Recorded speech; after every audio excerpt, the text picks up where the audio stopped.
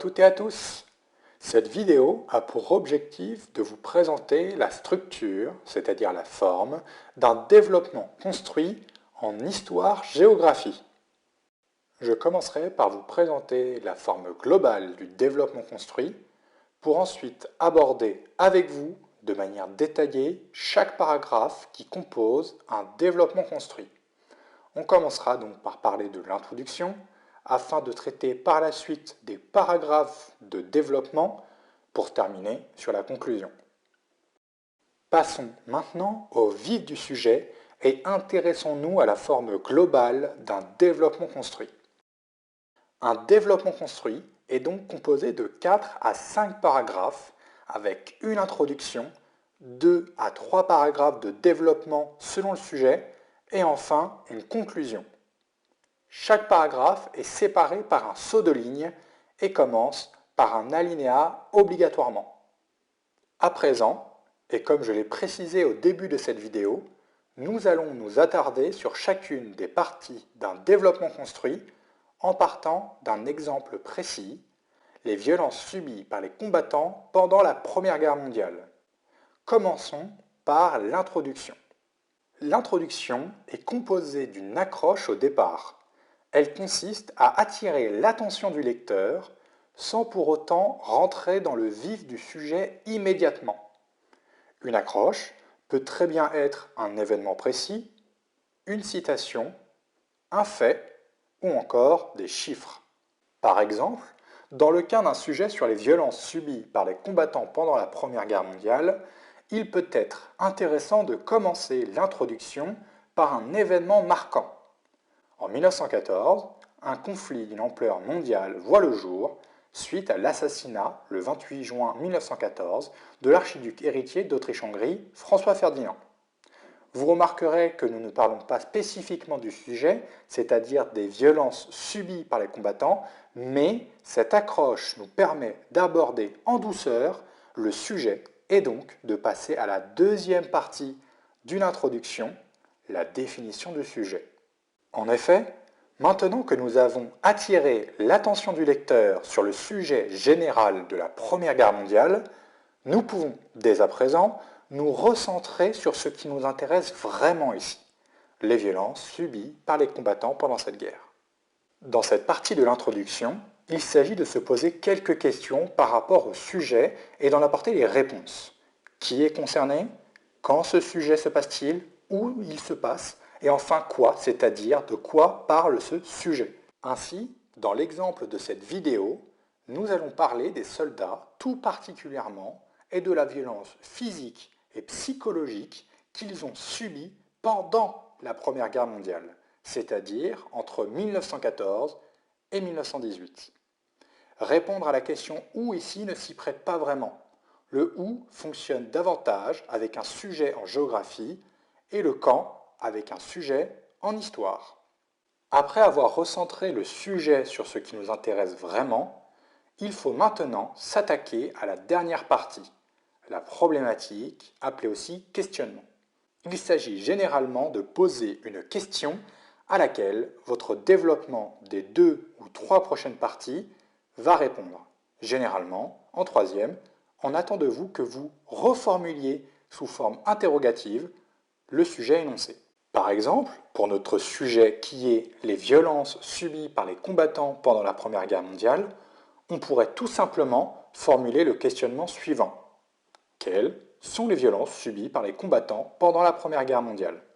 Ainsi, une introduction est donc composée d'une accroche, de la définition du sujet et d'un questionnement. Par rapport au sujet en exemple ici, voici l'introduction que je vous propose. On y retrouve bien l'accroche, la définition du sujet et le questionnement. Maintenant que l'introduction est rédigée, il est nécessaire d'écrire 2 ou 3 parties. Selon le sujet et selon votre plan de réflexion, par rapport au questionnement de l'introduction, vous pouvez faire 2 ou 3 parties, sachant qu'une partie représente une idée générale. Ainsi, pour l'exemple du sujet sur les violences subies par les combattants, voici ce que je vous propose. En première partie, je parlerai de la violence des combats provoqués par des armes destructrices de la révolution industrielle, et dans la deuxième partie, j'aborderai la violence psychologique vécue dans les tranchées. Comme j'ai 2 réflexions à développer pour répondre à mon questionnement, j'aurai 2 paragraphes. Dans un développement construit, il ne faut surtout pas faire apparaître les titres de vos parties. Vous devez faire comprendre subtilement à votre lecteur, par une phrase affirmative simple, de quoi votre paragraphe va parler. Voyons concrètement comment cela se passe sur une copie. Chaque paragraphe doit commencer par un connecteur logique pour indiquer à quelle étape de votre réflexion vous êtes. Par exemple, la première partie peut commencer par « tout d'abord », la deuxième par « ensuite » et la troisième par « enfin ». Il existe évidemment d'autres combinaisons, comme dans un premier temps, dans un deuxième temps et dans un troisième temps, et bien d'autres. Dans le cas où vous n'auriez que 2 parties, et en adoptant la combinaison que je vous propose, la première partie commencera donc par « tout d'abord » et la deuxième commencera là par « enfin » puisque c'est la dernière. Le « ensuite » ici n'est utile que si vous rédigez 3 parties. Rentrons dans le vif du détail de la rédaction d'une partie. Comme précisé précédemment, une partie commence par un alinéa, un connecteur logique et une phrase affirmative pour énoncer l'idée qui sera développée dans la partie en question. Voici un exemple. Tout d'abord, la violence que les soldats vivent se manifeste par des combats très violents au front. Ici, on identifie bien le connecteur logique et l'idée que va développer cette partie. La violence des combats provoqués par des armes destructrices. La question logique que vous vous posez à présent, c'est « mais comment doit-on faire pour développer une idée ?» Je vous propose alors un schéma réflexif simple.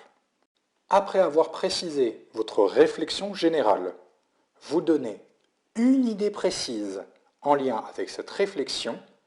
Ensuite, vous l'expliquez et vous en donnez 1 ou 2 exemples. Concrètement, voilà ce que ça peut donner. La deuxième phrase correspond à l'idée qui vient illustrer la réflexion de ce paragraphe sur la violence au front provoquée par les nouvelles armes. Après avoir évoqué mon idée, il est logique que je l'explique et que donc je cherche à justifier le lien que j'en fais avec la réflexion du paragraphe sur la violence au front provoquée par les nouvelles armes.